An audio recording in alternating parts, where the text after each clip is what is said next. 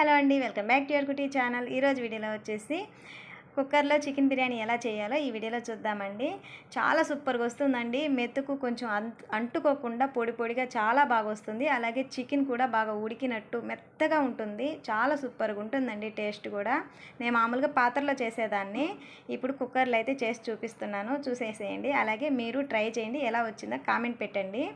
ఇంకా లేట్ చేయకుండా వీడియోలోకి వెళ్దాము. ఇంకా స్టవ్ మీద కుక్కర్ పెట్టుకొని కొంచెం ఆయిల్ కొంచెం నెయ్యి వేసుకొని కొంచెం హీట్ ఎక్కాక అలాగే ఆవాలు వేసుకొని వేగాక 2 పచ్చిమిరపకాయలు ఇలా పొడవుగా చీలికలుగా వేసుకోవాలి. ఇవి కాస్త వేగాక బిర్యానీ దినుసులు ఉంటాయి కదండి, ఆకు లవంగాలు అలాగే లవంగ మొగ్గ మిరియాలు అవన్నీ వేసేసుకుందాము.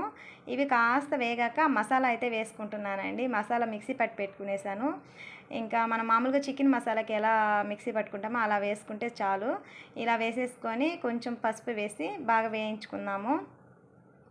ఇలా వేయించుకునేటప్పుడు మనకి మసాలా కొంచెం ఆయిల్ పైకి తేలేంత వరకు వేయించుకోవాలండి. అప్పుడే మనకి మసాలా బాగా పర్ఫెక్ట్గా వేగుతుంది. ఇంకా బాగా వేగాక చికెన్ మసాలా అలాగే గరం మసాలా బిర్యానీ మసాలా ఒక్కొక్క టేబుల్ స్పూన్ వేసుకోవాలి. అది వేసాక ఒకసారి మిక్స్ చేసేసి మనం బాగా కడిగి పెట్టుకునే చికెన్ అయితే వాటర్ లేకుండా యాడ్ చేసుకోండి. ఇప్పుడు ఈ చికెన్లోకి కొంచెం ఉప్పు అయితే వేసుకుందాము. చికెన్ మగ్గడానికి కొంచెం సరిపడంత ఉప్పు అయితే వేసుకొని బాగా ఫ్రై చేసుకోండి. బాగా మసాలాకి బాగా పట్టేలాగా చికెన్కి మసాలాకి బాగా కలిపి మిక్స్ చేసేసుకోండి. ఇలా బాగా మిక్స్ చేసి ఒక 2 నిమిషాలు వేయించుకున్నాక చూడండి ఎలా ఉందో. ఆయిల్ కొంచెం పైకి తేలుతుంది కదా. ఇలాంటి స్టేజ్లో వచ్చేసి కొంచెం పెరుగు అలాగే అరచెక్క నిమ్మరసం అయితే యాడ్ చేసుకోండి. ఇవి వేసాక బాగా 1 నిమిషం పాటు మిక్స్ చేసుకుంటూ వేయించుకోండి. ఇలా బాగా మిక్స్ చేసిన తర్వాత కుక్కర్ మూత పెట్టి ఒక 2-3 విజిల్ వచ్చేంత వరకు ఉడికించుకోండి. ఇలా ఒక 2-3 విజిల్ వచ్చిన తర్వాత ఆపేసి చూపిస్తాను చూడండి. చికెన్ చాలా పర్ఫెక్ట్గా ఉడుకుంటుంది. అలాగే మసాలా మొత్తం చికెన్కి పడుతుంది. టేస్ట్ కూడా అప్పుడు చాలా సూపర్గా ఉంటుందండి.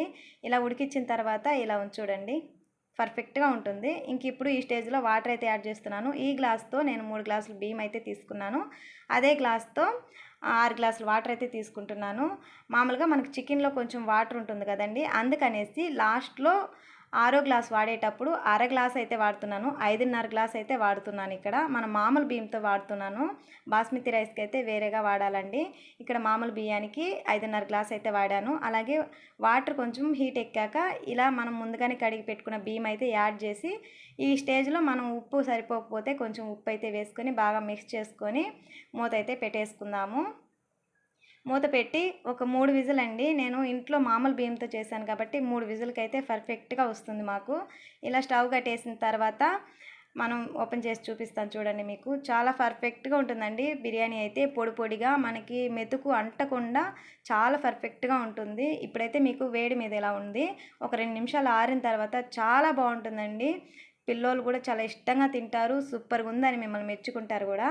చూడండి ఎంత బాగుందో. వేడి మీద సర్వ్ చేసుకుంటున్నాము. ఒక 2 నిమిషాలు ఆగాక వేసుకుంటే చాలా పొడి పొడిగా వస్తుందండి. చాలా బాగుంటుంది. చికెన్ అయితే పర్ఫెక్ట్గా మెత్తగా ఉడుకుతుంది. చాలా టేస్టీగా కూడా ఉంటుంది. దీనికి కాంబినేషన్ వచ్చేసి రైతా అయితే చేసుకున్నామండి. రైతా సర్వ్ చేసుకుని అయితే తిన్నాము. చాలా బాగుందండి. పిల్లలు కూడా చాలా ఇష్టంగా తిన్నారు. అలాగే చాలా బాగుంది అన్నారు. చాలా బాగుంటుంది. మీరు ఒకసారి ట్రై చేయండి, ఎలా వచ్చిందో కామెంట్ పెట్టండి. ఇంకా అలాగే ముందు ఒకసారి పాత్రలో అయితే బిర్యానీ చేశాను. ఆ వీడియో కావాలంటే కామెంట్ బాక్స్లో ఫుల్ వీడియో లింక్ ఇస్తాను. ఇంట్రెస్ట్ ఉన్న వాళ్ళు చూడండి. అలాగే మీరు సండే స్పెషల్ ఏం చేసుకున్నారో కామెంట్ పెట్టండి. అలాగే మన ఛానల్ కొత్త వాళ్ళు చూస్తున్నట్టయితే సబ్స్క్రైబ్ చేసుకొని సపోర్ట్ చేయండి ఫ్రెండ్స్. అలాగే వీడియో నచ్చినట్లయితే ఒక లైక్ చేయండి, షేర్ చేయండి, సపోర్ట్ చేయండి ఫ్రెండ్స్. Thank you.